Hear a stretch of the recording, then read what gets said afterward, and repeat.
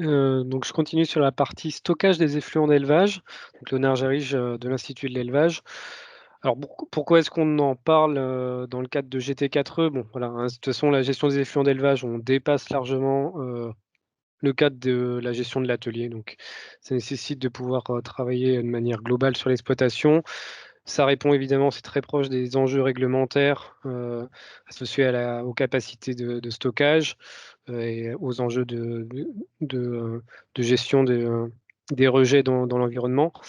Et puis il y a des enjeux économiques forts puisque c'est un poste d'investissement relativement important en élevage, et qui doit évidemment être adapté au système. Donc, on a tout un besoin de caractériser, raisonner ces solutions, et répondre aux éleveurs qui souhaitent, faire évoluer leur système. Donc à ce titre-là, le GT4 peut offrir un premier niveau de réponse. D'une part avec, justement la calculette qu'a présentée, Pascal, avant d'engager une démarche. Ça permettrait d'avoir déjà des premiers éléments de coût, liés au dimensionnement du stockage.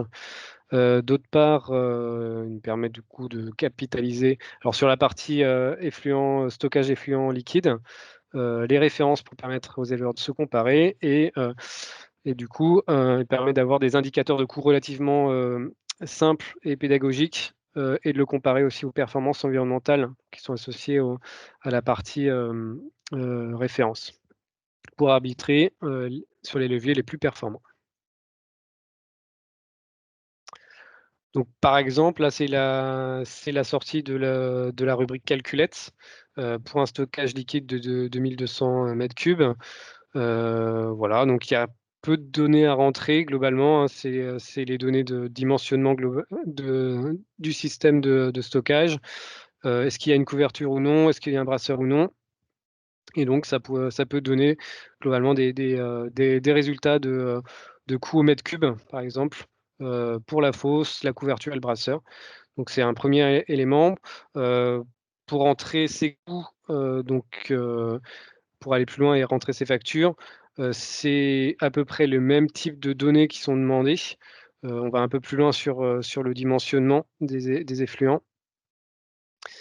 Cette diapo pardon, la diapo vient de passer. Hem, et on rentre également les données d'investissement, mais globalement, on a à peu près le même type de données assez simples à rentrer et assez rapides pour avoir, voilà, des références et des indicateurs de coût assez pédagogiques. Tu peux passer à la suivante, Pascal, c'est bon.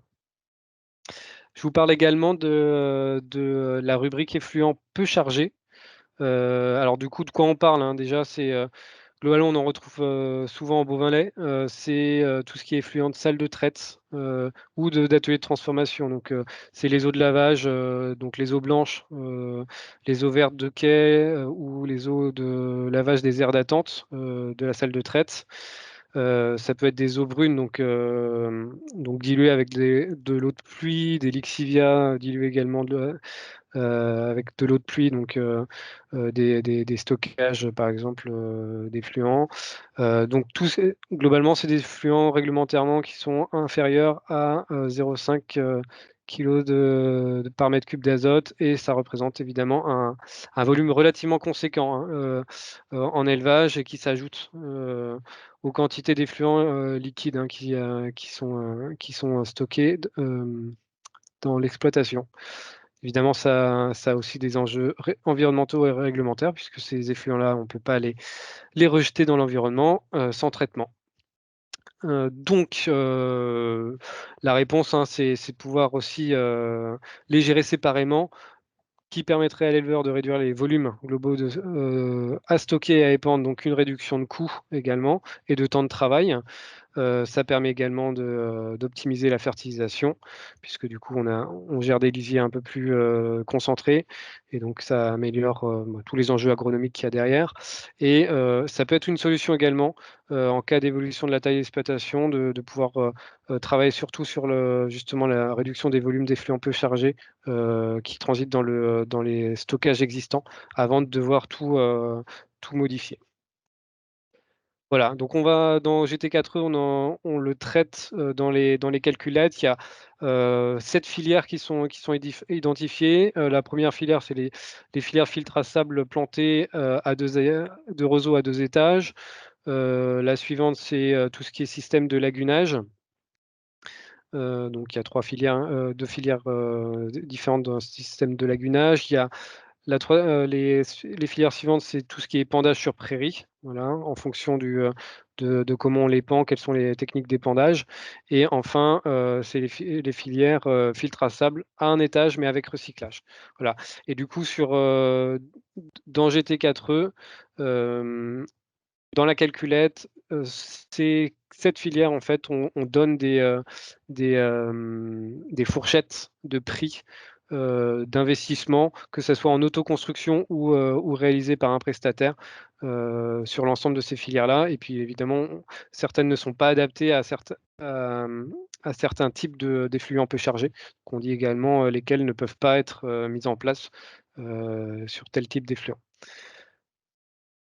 J'en ai fini là, la dernière diapo, c'est évidemment, on parle très vite on répond pas à toutes les questions, hein, dans GT4E sur le dimensionnement des stockages.